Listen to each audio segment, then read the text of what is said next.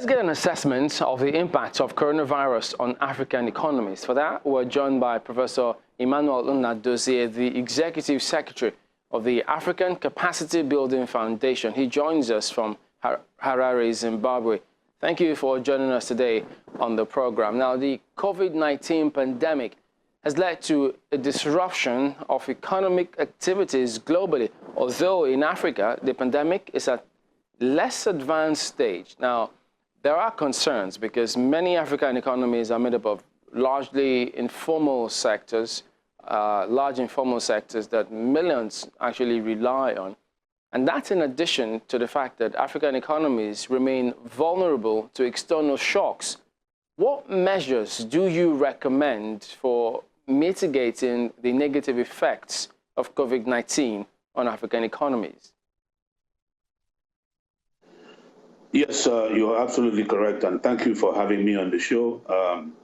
The catastrophic impact of this pandemic on African economies is so profound that it will definitely have, or is already having, a direct impact on the economies, on individuals, families, communities, and on countries and the continent in terms of loss of lives and but the impact on economic growth overall and the impact on the employment and income generation, as well as the impact on the most vulnerable people, including those in the informal sector, is quite significant.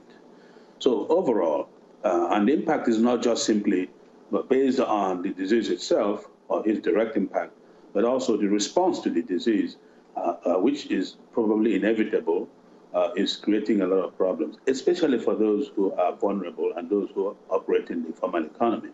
So I believe that the leadership of many countries have to take this as very seriously as possible and put in place immediate short-term relief, economic relief packages to address the concerns of those who are no longer able to operate in economic activities and those who are on the fringes of the economy. Food insecurity will rise, therefore that has to be addressed. Other kinds of health conditions will need to be addressed. And also to find ways of providing economic relief packages to those who need them, especially those who are small businesses and those who have to close their shops. Now, you know, the coronavirus crisis comes at a time when we should have been talking about the implementation of the African Continental Free Trade Area, which was supposed to open up African economies. How do you think this will affect the economic growth in the region?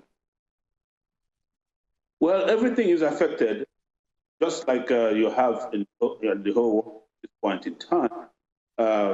In response to the economic problem, I mean the disease, the pandemic, is part of it is to limit movement of people and travel, which has caused severe problems for tourism and for manufacturing and trade. So the African Continental Free Trade Area that was supposed to be gathering a lot of force and moving forward is now under threat because of this pandemic. Because trade means movement of goods, movement of people, and movement of finance. If in the absence of this, what you find is that this trade agreement, continental trade agreement, is now under threat.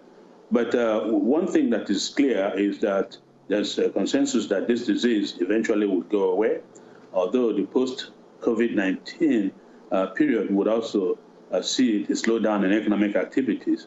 But we feel that given the kind of intensity that has been demonstrated and the kind of movement that the African leaders have shown in promoting and signing on this agreement and ratifying it, that we will pick up from where the problem starts. Now, it may be one region, but they do have different policies, different countries, depending on which works for them. Much as this virus is novel, trying to discover so many things as we progress. In terms of policy formulation, Do you think there should be any dominant policy, or which one do you think, if formulated, could help African countries recover quicker from the possible impact of this COVID?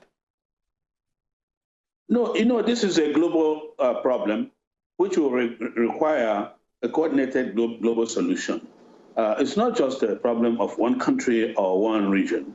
Therefore, there should be some sort of orchestrated effort at various levels, namely at country level and even at subnational levels and country levels, and at regional level, in which case is Africa level, and at global level. So the key players at each of these levels would have to put in place very rapidly emergency response policies, but at the same time, think about broader macroeconomic policies that will have to happen to really address the long-term problems of this pandemic, especially when the pandemic is over, that is the post-COVID-19 period. And these things would include economic rescue packages. It will also include making sure that you have what you normally do when you have a economic recession or economic depression, which is expansionary fiscal policies and expansionary monetary policies, and making sure that the vulnerable and those who are at vulnerable situations, women and those in the formal sector, receive some sort of economic rescue package and aid to help them to weather the storm. But countries have to put in place these kinds of short, medium, and long-term economic policies, including for the African countries, this issue of the debt relief, because if African countries are going to be spending money needed to rescue their economies from this pandemic, paying the debt that they have or interest on the debt would really remove resources that they have that can use to promote economic and social recovery and development in the continent. Professor Nnadozie, Executive Secretary of the African Capacity Building Foundation, thank you for talking to us on Africa 54.